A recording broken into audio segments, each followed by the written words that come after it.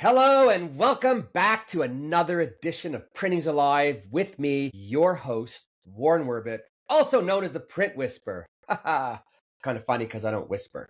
Today we have, you got it and you know it, another guest, a special guest. All my guests are special. Anyone who wants to come on this show deserves the title of special. But today we're going in a direction that I haven't gone yet. We are going in the way of equipment, but not the OEM equipment. We're going to go side OEM, a little used equipment, some great used equipment, where we're going to hear about the equipment. But we got Dean Beckett with us today of CalLogic. Did I get the name right? CalLogic, yep, spot on. Yeah, close enough. It's all good. Yeah, no one knows what it means. Does it mean anything?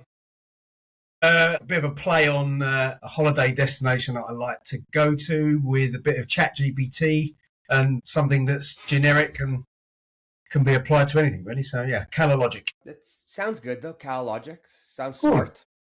That's what you wanted, right? Smart? Something like that. Okay, cool. So, yeah, actually, I have you on because it's the end of the year. It's been a tough year. And I thought heading into the new year, it would be a great idea for some of my listeners, all my listeners. I wish I knew how many I had, but I'm hoping it's a lot. But all kidding aside, as the new year comes along, people have to start rethinking about the year, being that life is tough, really tough on many fronts, business particularly, money's another. I've found in my career, I was a new buyer usually of presses and other equipment, not binders. Knives I used to like to buy new, but different times and the cost of goods today are a lot more than they were when I was buying. So kind of like cars, sometimes a used car is good because you save 30% right off the top. Someone else could eat the depreciation. And generally when somebody is selling equipment, it's because they need to or need the money, right? And it's easier to play around. So that's why I have Dean on today, because I wanted everyone to hear a little bit about used, learn a little bit, and let's get at it. Tell me first a little bit about you. You don't look like a used car salesman. So maybe tell us. Is that a good or bad thing? I don't know. Well, it's actually not bad. If you were a tin aluminum sales guy for side moldings, that might be a little worse. But no, tell us a little bit about your history in equipment, print, and why CalLogic. Okay, well, appreciate that. Well, thanks for having me on, and love the T-shirt, by the way. Thank you. By the way, just a quick note. Before digital, there was print. I wore the T-shirt for you because you're not selling digital equipment, and I'm trying to bring it back to the old days of real metal. So keeping it real for you. A real Jenny from the block T-shirt. I love it. I appreciate you noticing it. Thank you. Oh, of course. But yeah, so I've been in the print industry for about 30 years near on. I started off in publishing. How old are you? You don't look that old. 48. Wow, you went to work early then. Yeah. So I've been married to the print industry for most of my natural life, which I love. Once you get in, you don't get out. And plus, at my age now, I don't know what else to do, so we might as well just make the best of it and enjoy the on that one. Got into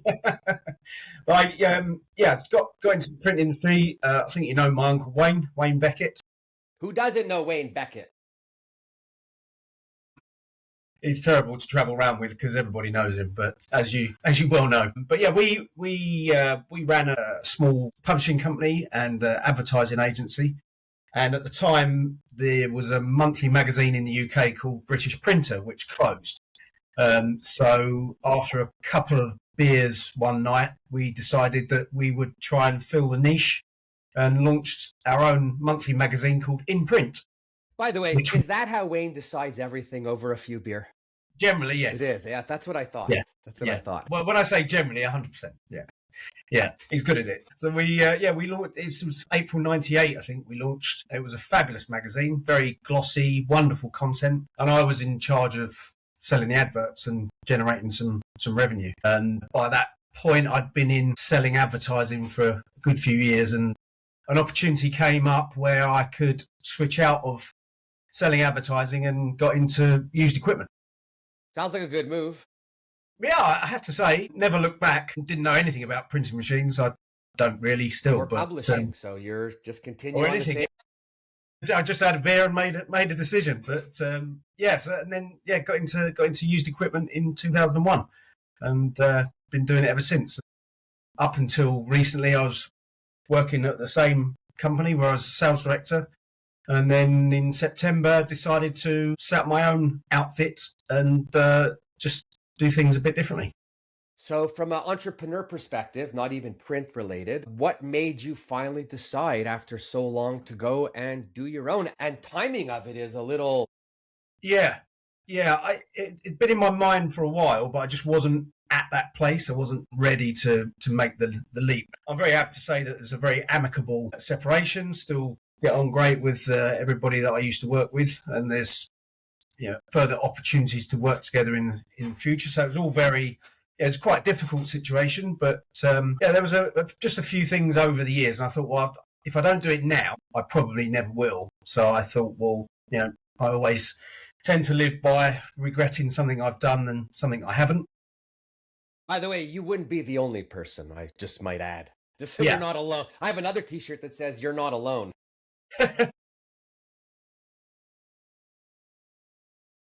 These are all, the whole store is just life experiences and to try and help somebody else learn something maybe before they go down a path. A day in the life. A day in the life. But that's cool. Oh, and you know what? I like to hear that it ended amicably, because what I have noticed over the years is, it's part of the dealer network, because you never know who, what, how, when, where, right? With what Absolutely. comes up, who needs something. So you have to have who to call.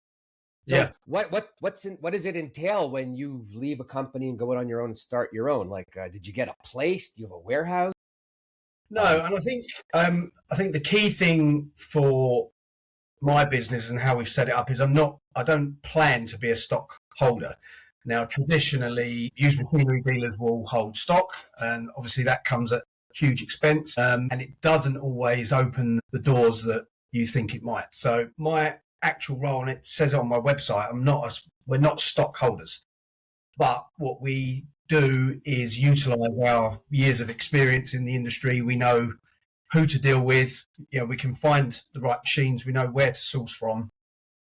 Basically, cradle to grave, project manage for any printing company or dealer or end user to find the right machine at the right price in the right way. A very different strategy and approach to your more sort of traditional used machinery dealers. So you're almost like Amazon. People come to your site, they look, they want to buy something, you ship it from somewhere else. Yeah, pretty much. Oh, I think it's great. Yeah. Listen, you better opportunity, I think, for profit, because you're not moving it around. Who wants a machine to be moved 5 times anyways? Right? Because there's always something that goes missing or a part or something, and you increase the chance of, especially if machines have been sitting there for 2, 3, 4, 5 years embedded, and it's just, things happen. So yeah, I mean they don't really like being moved around. I mean, having said that, you look at the amount of equipment that does get shipped all around the world. It just goes to show how well they're built, because 9 times out of 10 you put them together, there's a few little niggles and away you go. You consider all of the engineering and technology that's in all of these machines for them to, more often than not, just get bolted together and start running.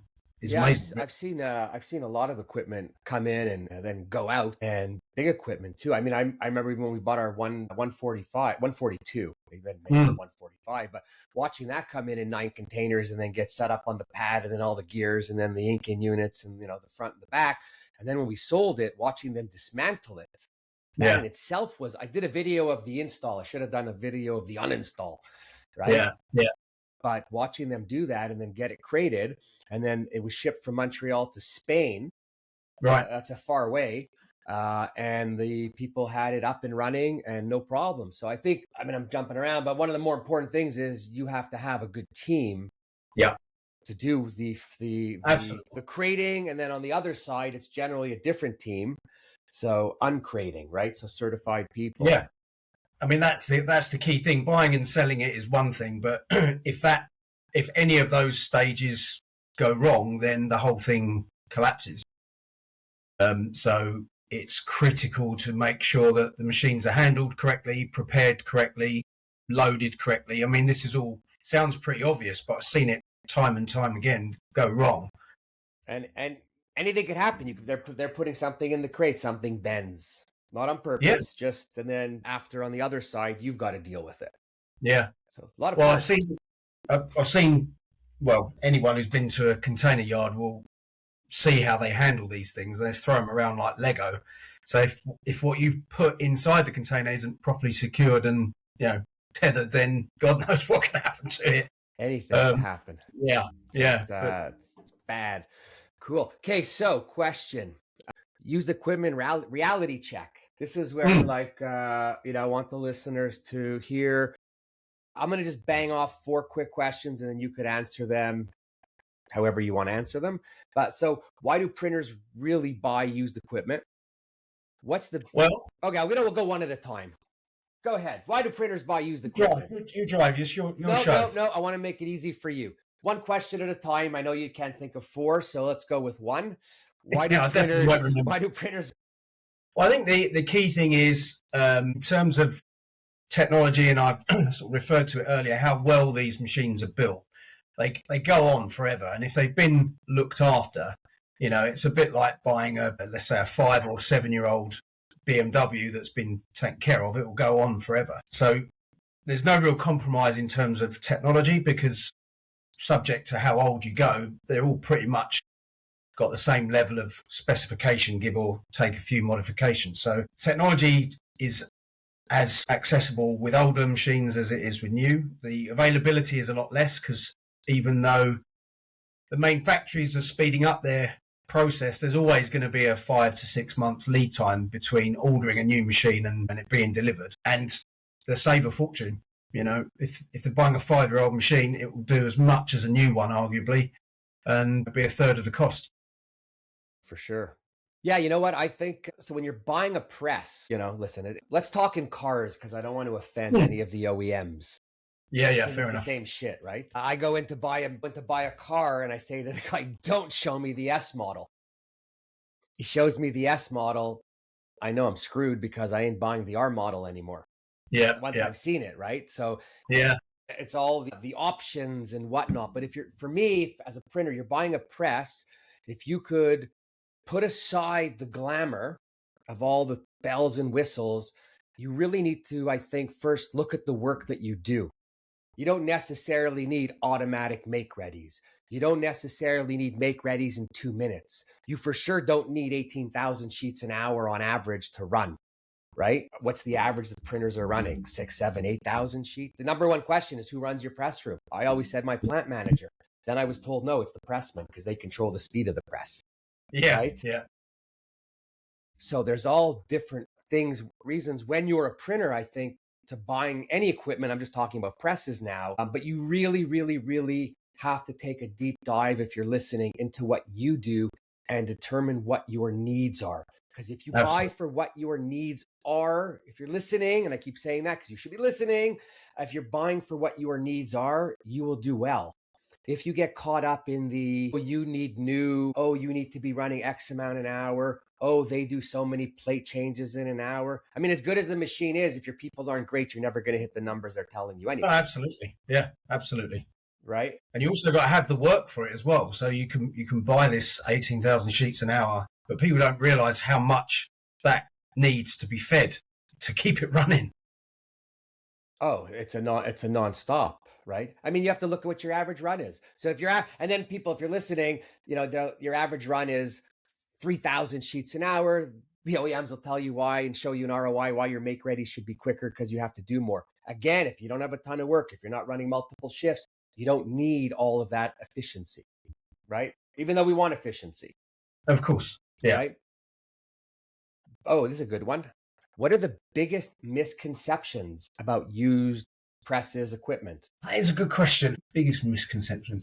Well, I'll just say this. The best piece of equipment in the world ever is the old Heidelberg windmill. You still go into shops 50 years later, and either they're sitting on the front as a museum piece, or they're inside actually using them to number and score, because it still goes, right? No electronics.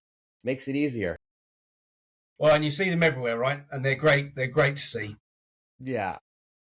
I think that the level of standard equipment on machines these days has got to a level where people maybe don't realize that they can buy a 10-year-old machine and it will arguably perform as well as a new one, which we kind of touched on earlier. But I think that's the key thing. But if you've never looked into used equipment or never bought used presses, you might think that a 10-year-old machines are going to be redundant and won't serve you as well as it would, because automation reached a level, in the last 10, 15 years where a bit like your car, it comes with air conditioning, it comes with power steering.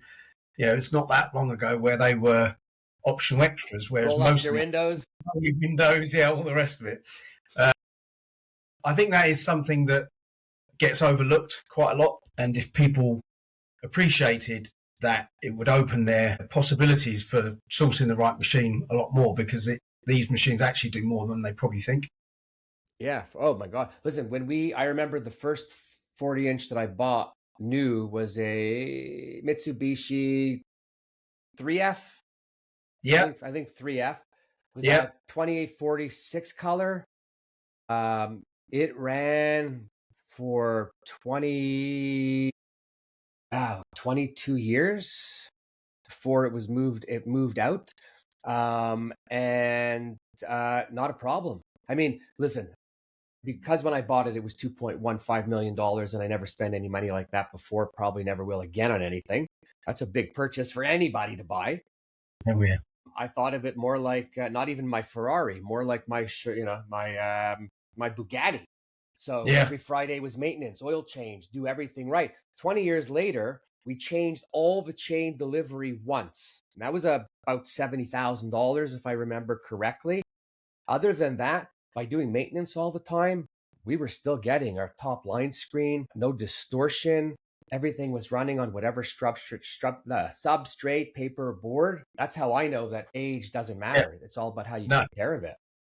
Well, right? Classic example, right? They run forever, and the key thing there is you used to do your regular maintenance, and they will run. I mean, I don't know how many impressions that you would have put on that machine over 20 years, but certainly, yeah.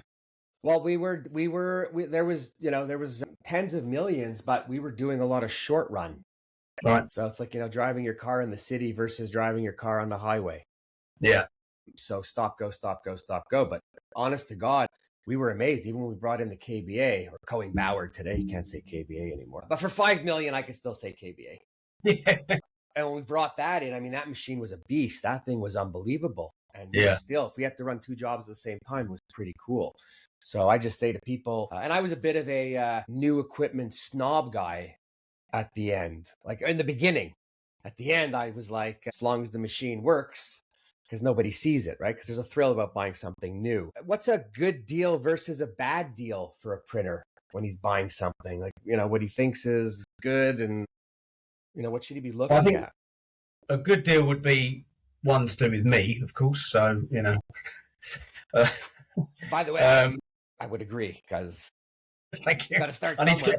To get I think the key, it is very easy to get it wrong. And as obvious as it sounds, you really just got to look into who you're buying it from, where it's been, and just really just do your homework on it. Because the thing with technology and the market, everybody knows what a machine's worth. We've got lots of platforms that we can market machines on, and people can find out what they're going to be paying for a certain machine. So that element has kind of gone out of the mix. But the key thing is just to make sure that you're buying it from source. The machine is what it says it is. So these all sound very obvious, but when you're looking at something on paper, you can get carried away with it sometimes. Just make sure that you buy it from someone that is going to do what they say they're going to do. No, absolutely. Go and see it. So does the printer always go to see the machine? Not always. I would always recommend it, because at the end of the day, if there's nothing to hide, then these things will sell themselves. I would always recommend it, and especially, with the way of the world and traveling around, nothing's that far away. And if you're spending $200,000 or $300,000 on a printing press, then you might as well take a couple of days to go and have a look at it, or at least get someone to go and do it. $200-300 on a printing press. What kind of press are they buying? A duplicator? What are used 40-inch 6-color presses going for these days? well, let's say it's what, a 5-year-old machine, something like that. You would be spending, I don't know, $500,000 to $1 million, subject to the manufacturer, the impression count, specification. But yeah, definitely in that. I mean, obviously that's quite a big scope to look at. Sounds a little low for a 5-year-old 6-color loaded. Oh, I didn't say Yeah. loaded in the beginning. I threw that in at the end.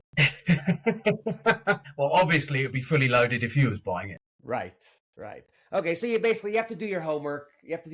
But there's a good savings. There's good cash to be saved. Yeah, definitely. When your clients are buying equipment, say presses that are expensive, financing. Do you have someone that they speak to for finance, or do they have their own usually? More often than not, subject to where they are, most customers that I would deal with already have some sort of finance in place. If it's in the UK, then I can recommend them to print specialist finance companies that I know. But if it's overseas, generally they will do it through their current lender or high street bank or a local specialist. So it's not something I'd generally get involved with. Plus, if it's overseas, I wouldn't really have the contacts anyway. If it's in the UK, I can help. But yeah, more often than not, that's already in place pre-purchase, pre-decision, which is good because that's what you need. Yeah, well, listen, who wants to be involved at that level too, right? You want them to come to you, I guess, know what they want, buy it, check comes in or 20, 30, 50%, however it works before, during, and after. Yeah. And then you're done. Here, here's a good one. I have my own list that I forgot, but what do printers sometimes forget to budget for when they're bringing in? That's a good one, and you don't want to over egg that topic because you don't want to price somebody out of buying a machine, but you've got to make sure that they're aware of what these costs are, and subject to how they bought the machine, they need to factor in possibly looking at their floor or having a pad prepared, possibly not, but also the consumables that are involved or required when you put a new machine in. I would always recommend changing the rollers, so replace the ink and damper rollers, look at putting a fresh set of consumables on it throughout, blankets, but also just be aware of the power requirements, subject to whether they're replacing something or this is a new purchase.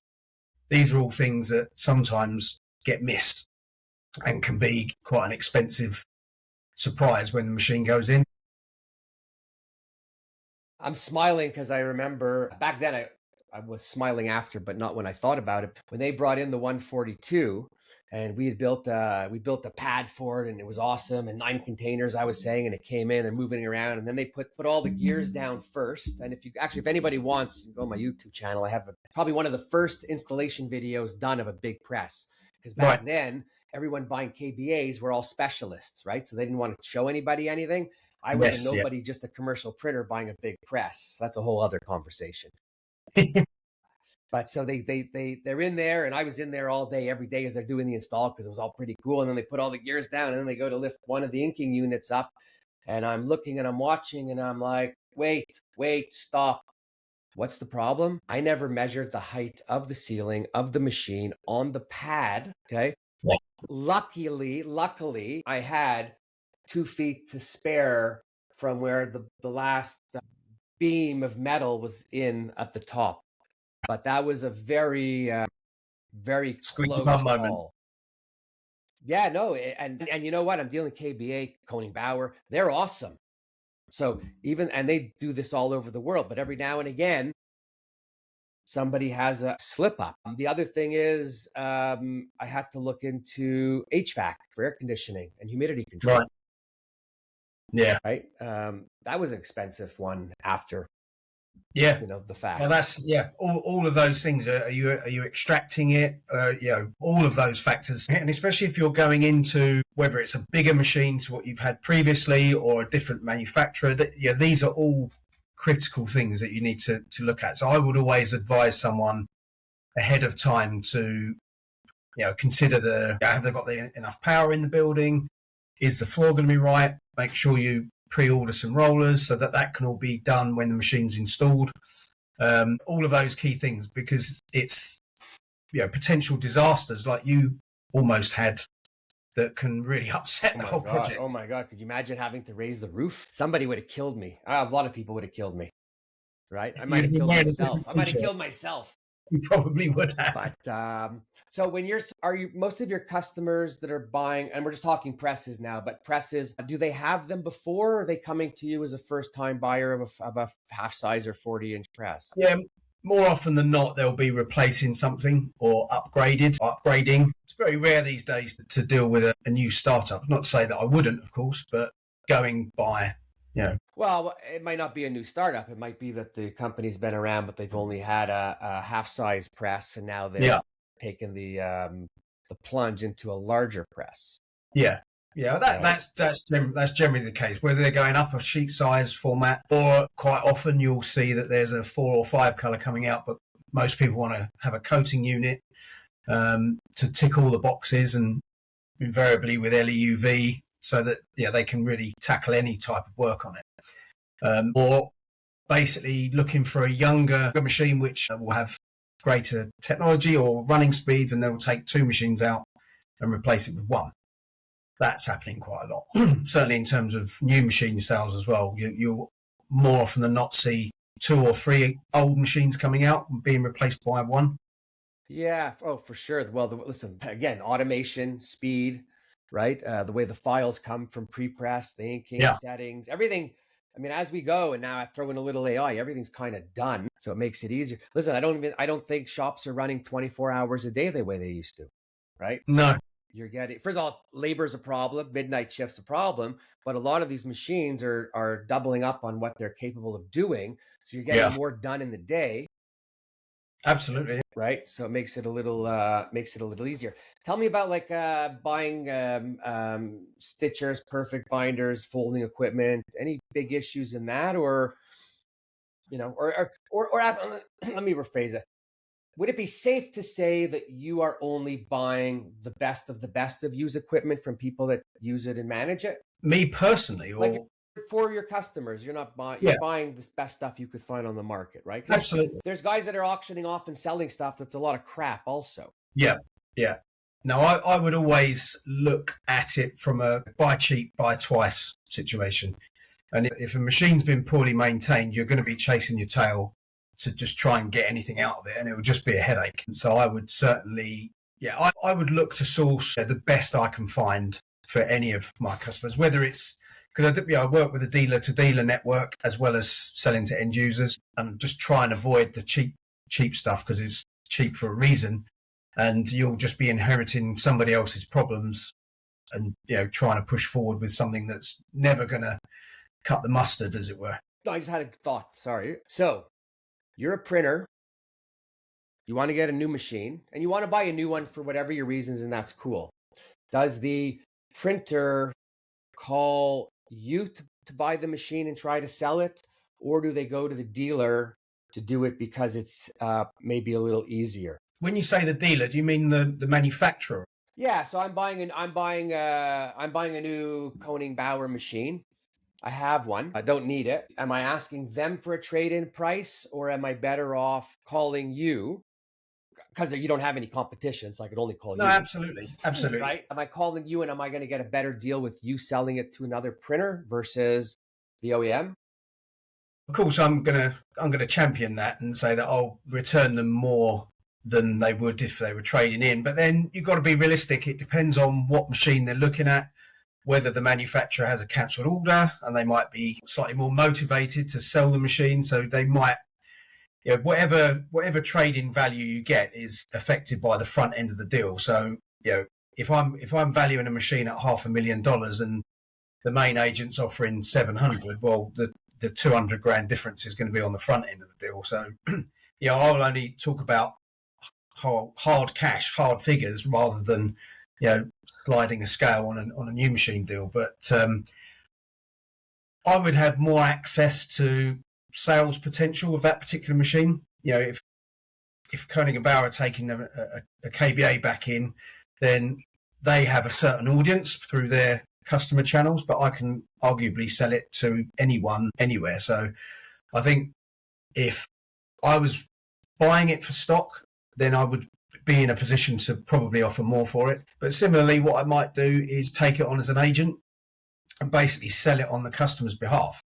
And I don't need a margin, so invariably that would return them more. They might have to bear with me a bit, and it's not a 100% purchase. But if anyone's offering $500,000 for a trade-in, then it's probably going to be worth more than that. There's different ways of skinning the cat. And I've done that quite a few times where you just sell it on behalf of someone and just take an agency fee. And they'll invariably get 10, 15, 20% more for it. So my experience is you can get more money selling it on your own than through the dealer. One of my experiences was with Heidelberg, and I don't really care to not mention their name or mention their name, but all my bad experiences in print have been with them. But all kidding aside, way back when I bought a company that had a 40-inch press, they had a Heidelberg, if I remember correctly, it was a 102 FPP. I think that means that there was a perfector somewhere in it at the front, one of them. And it was time to get rid of the machine. And I called up Heidelberg, even after I vowed I would never use them again, just after my Drupa experience. But I thought, you know what, Warren, you're maturing. You need to make some smart decisions. So I called up Heidelberg and I said, hey, I want to trade in this machine and I want to get a new machine. So would you give me a price? I basically, at the time, I had to beg them to give me a price, because then if you didn't have two Heidelbergs, they didn't really care for you, right? Because it was a little snobby back then. But worse was, they gave me the price, but then I asked them on the trade-in, and on the trade-in, they offered me something like $125,000 for a 15, 16-year-old machine, whatever it was, $125,000. And to be honest, I sold it privately for $400, which says a lot. At the time, maybe Heidelberg wasn't interested in the business, or they just hose some of their customers. I'm going to go with the hose the customers, because that was hard to swallow, period. And when I say I sold it privately, I went through another person, dealer network, and he sold it for me, and he made a few bucks, and I made a lot of money. Well, I made a lot of money. I got a lot of money that I put down on the new machine, so I didn't have to put out as much. Of course. So that one was an experience those are one of those experiences that rock you. Yeah. Make you think before you do certain things. That's why I asked the question, on who you thought they would get more money from, but you answered it properly. But if you're a printer, you must go out and check around. Do not take any person's word. Just remember, everybody's out there to make something, which is okay for people to make something. Absolutely, yeah. Right? I'm saying it's okay, but I don't want people to be pigs today, because it makes it ungood. That's a big difference in your experience, isn't it? From the value to, from what you were given and what you sold it for. That's a big chunk of change in difference. Well, I learned that with cars as well. In the last many years, the price of used cars has gone up. So when I was trading in my truck at the dealer, and I said to them, okay, what are you going to give it? What are you going to give it to me on the trade-in? They go, well, it's a lease. I go, yeah, but there's a buyback, and the buyback is less than what you're getting on the market. Yeah. And then they ended up, I see where you're coming from. Of course you do, you idiot. If you don't want to do it, I'm going to sell the truck on my own and then go shop somewhere else and buy a truck and put the money down. Yeah. Right? So cars, trucks, presses, same difference. Right? Yeah, absolutely. Yeah. Yeah. So it comes down to, I guess, who they're dealing with, which is important. Where it's coming from is more important. You don't want it coming from a shit shop, but you're not going to buy it from a shit shop. No. Right? No. Okay, so, wow. Mistakes that printers make, right? When they're doing equipment purchases, or what are they leaving out? Well, I think one of the biggest issues, and it kind of sounds silly really, but making sure that they know what they're buying and understanding what it is that they think they want. Because so often, and I've had this conversation last week, where somebody tells me they want a particular make, model, specification, and after a few questions I can flip it on its head and say, do you really need that? Or so that's the key thing, really understanding what it is that they really need and how they're going to utilize it. Because you might get carried away with certain spec or stuff that you don't need, like we mentioned earlier, and you're just investing in technology that's you're not going to need. So you get good points for that one because that was my number one, and I had it basically written down as buying on price instead of application, which means you're not really checking what, you're just going in. And I think in all of our lives, when you do that, you can run into potential problems, right? Yeah. Another thing that I recall is for people not checking availability of parts when they're buying some older equipment. Yeah. Right? Only to find out after. And I'm sure that after they call you and scream at you. Yeah, I mean, that's a tough one. And linked in with that is also, you've got to consider, if you're switching manufacturer because of whatever reason, spare parts, but also access to service engineers. That was my next one. That's good. Compatibility with your existing kit, like pre-press, stuff like that. But also you need to consider what access you have to operators. Because time and time again, someone switched from a Heidelberg to a Komori, and after 6 months, they've had to take the machine out because the machine operators are just not happy with it, and they will make sure that it doesn't work. I would get rid of the operator before I get rid of the machine. Yeah, I agree. It's definitely a factor. But how could the operator not learn a new machine? I don't know. Some people are a bit stuck in their ways, aren't they? Well, and those people aren't good. Those are not good company people. They're not the ones to have. No, I certainly wouldn't be bending over backwards to make a disgruntled operator happy. I would show him the door. Oh my God, for sure. Yeah. So actually, you checked off on all the ones that I had down there, like parts availability, ignoring service and install logistics, and making sure that everything is done on. I mean, I'm always if you're going to spend that kind of money, you need to make sure you always do it right, whether it's new or used, right? Yes, definitely. Best people, best service, best of everything. I mean, it's for your output, right? Well, yeah, It's not a luxury car that you're buying. You're using it to run your business, so it's got to be. Well, you're using it to make the money to buy the luxury car. There you go. Yeah. Or it's going to make a bad joke. I won't make it. See, as I mature, I actually have a little brake mechanism in my brain that it needs fine tuning. It doesn't always work. But I could tell you when it does, I saved myself just now, right? Sometimes you forget, that people are listening when you talk. My luck, the only time they're listening is when I say something I shouldn't, right? Let me ask you this. When does used equipment make the most sense to buy? And for who? Every time. Every time. You need a t-shirt that answers that question. When's the best time to buy used equipment? By the way, you could have your own custom t-shirts made at the printwhisper.shop. Just send a direct message to me and I'll make it happen for you. Okay, commercial's over. I'll be doing that forthwith. No, but who do you think, who's buying stuff, or who do you get calls from? Sorry, what was the question again? Who's buying it? When used equipment makes the most sense. So for what reasons would people buy used equipment? Well, the great thing is the availability is generally one of the big factors, because you can, obviously it all varies, but I would say on average, any machine that I buy and sell would generally be available within 1 to 3 months. So it's a lot more accessible. The technology levels, as I mentioned earlier, compared to new, you're not really going to be making much sacrifice in terms of what you actually really need. And the savings, there's a lot to be saved by buying a 2, 3, 4-year-old press over a new one. And it sounds obvious, but the reality is you'll be saving a fortune, and you can get it installed pretty quick.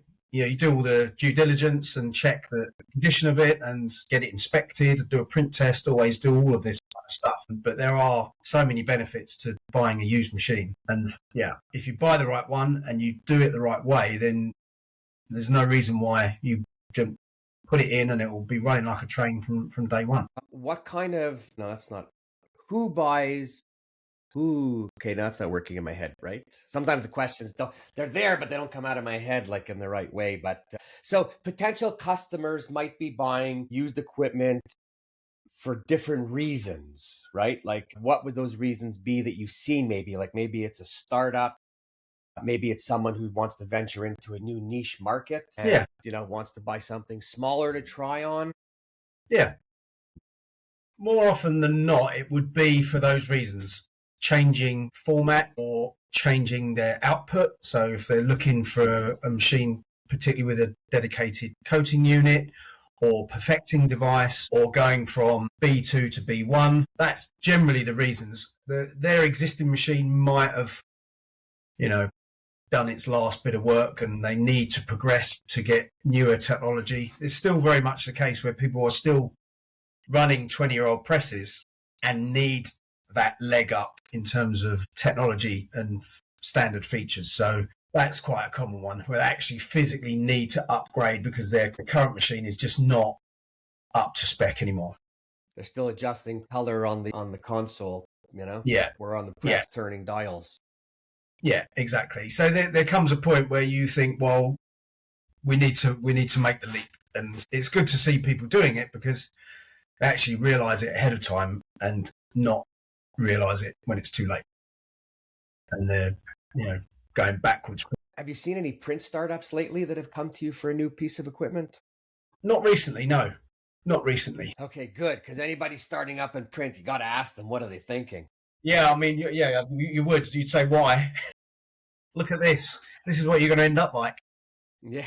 Oh, another question comes to mind. You always used to hear overcapacity, too much equipment on the street, right? Too many printers, too many whatnot. Is there an overcapacity of equipment available to you?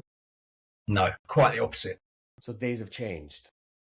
They have. And anyone who's in my side of the business will all say the same. And that's been a problem for a good few years. I mean, you think back to 2008 when the financial crisis struck us. Well, the machines that we want to buy, 2008, 2018, that sort of sweet spot, they just don't exist because they weren't being built.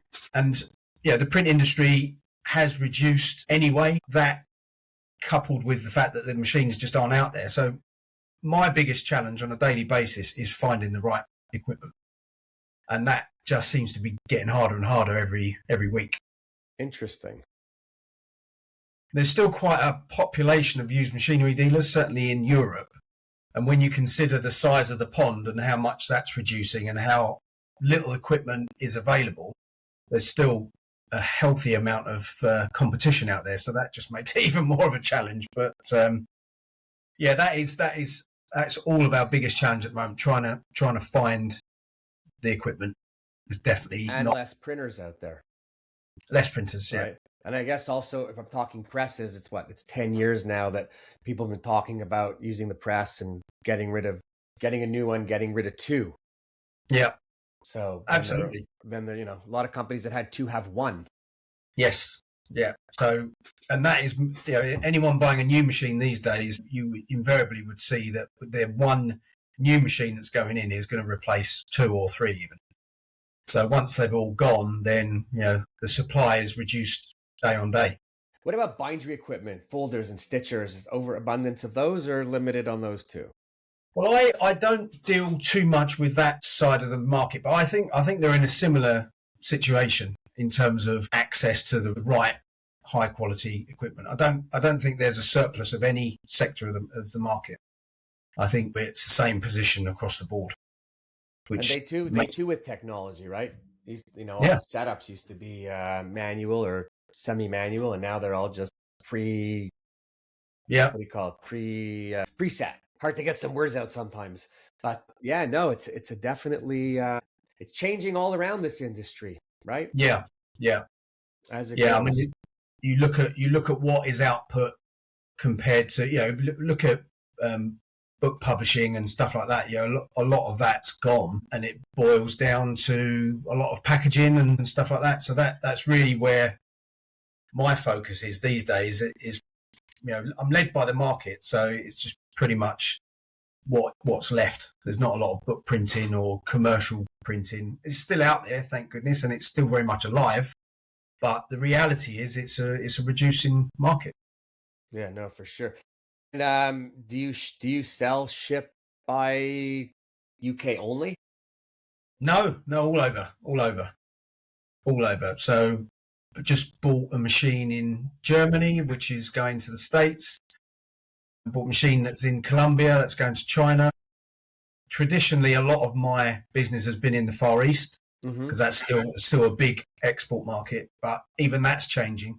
That's not as buoyant as it was.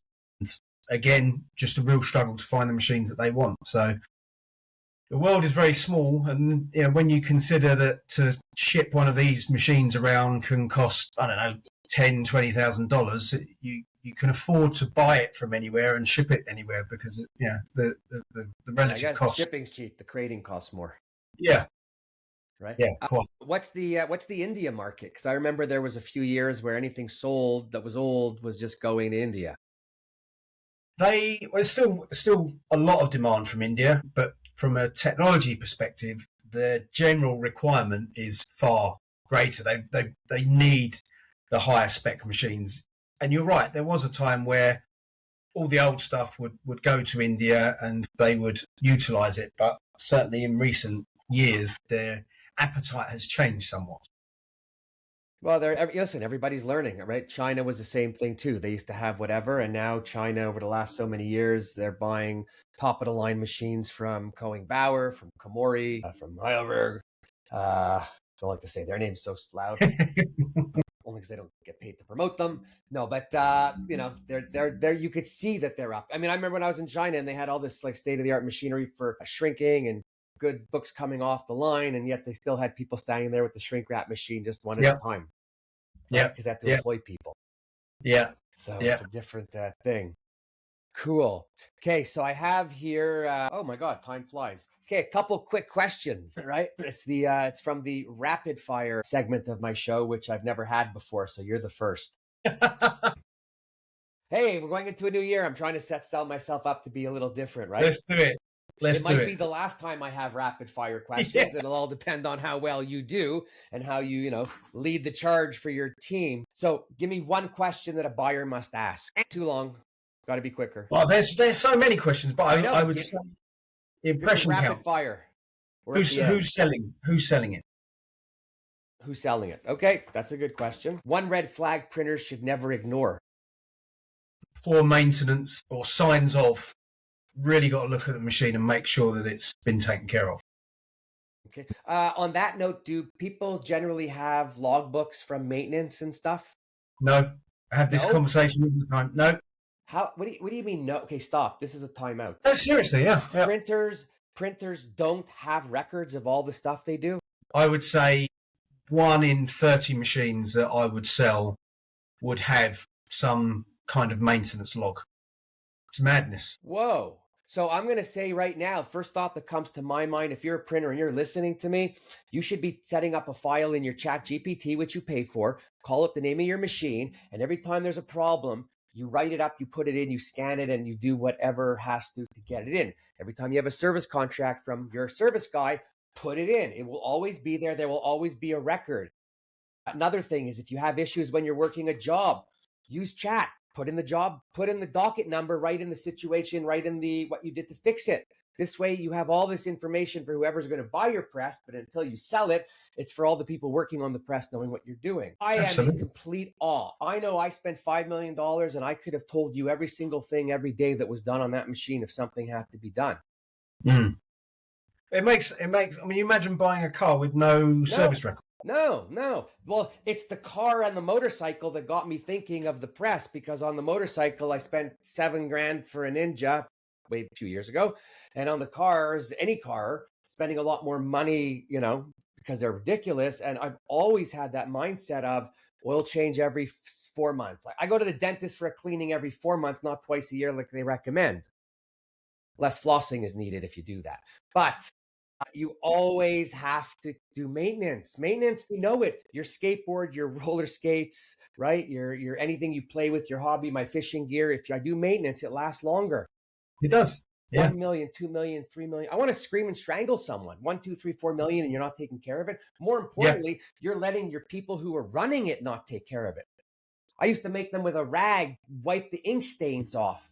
Yeah, because makes a lot of difference. It made me. First of all, if you wipe the ink stains off when you sell the press, you get a few more dollars because it doesn't look used and beat up. Fair? Yeah, absolutely. Yeah. All right. Now, Let me pull it back. That one just kills me to think that they don't take care of it. It's absolute madness. And the thing is, more often than not, it's not the fact that they're not carrying out the maintenance. They're just not documenting any of it. So what, But that's like not doing it because there's no proof. Absolutely. Right? Absolutely. Wow. I've had this conversation so many times, and I still can't believe that it's just not a thing.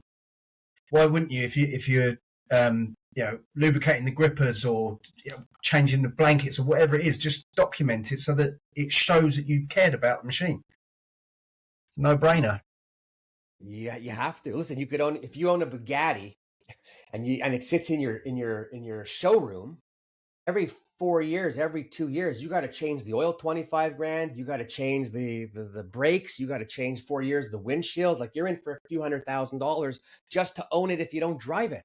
Or absolutely, it doesn't keep its value. No. Wow. No. Best advice for a printer buying equipment in 2025. Run a maintenance. Call you. All your answers are call me, call me, call me. You got it wrong, buddy. I gave you the opportunity and you blew it. Okay, give me your second answer. Well, I was just thrown by maintenance logs, you see, so I went straight down that road. Yeah.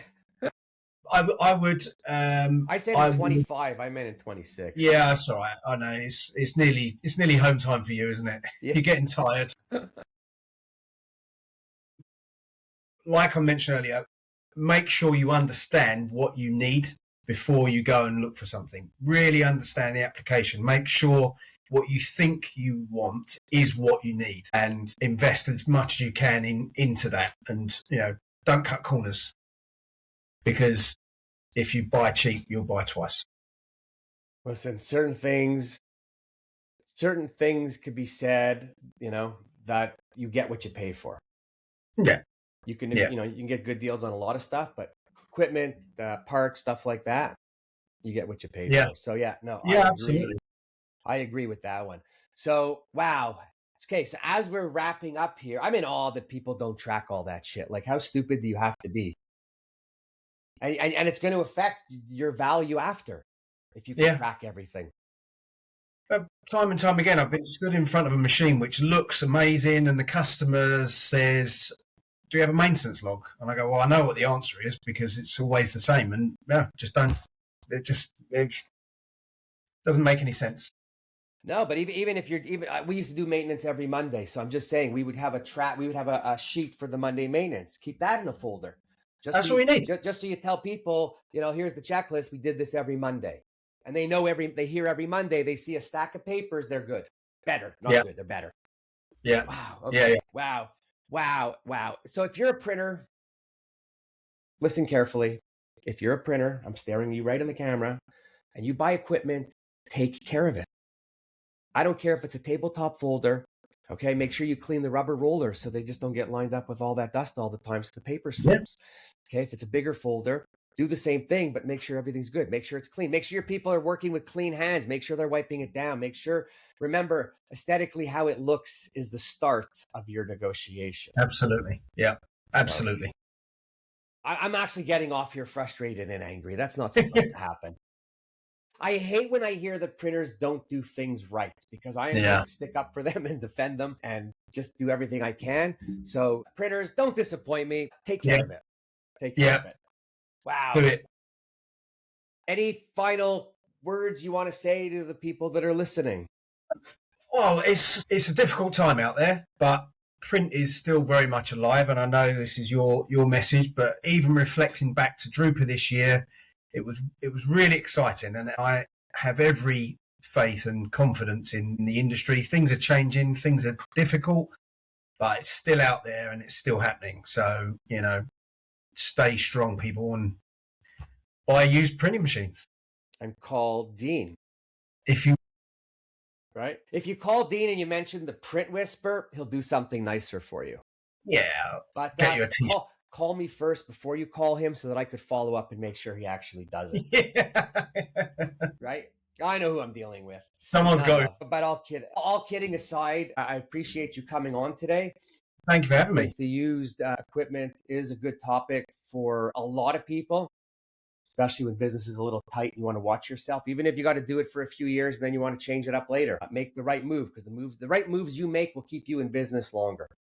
Definitely. 100%. 100%. Again, so thank you, Dean. Everybody who was made it to the end, oh my God, I am honored. I am honored. I'm trying to figure out how many people actually make it to the end of anything, but thank you.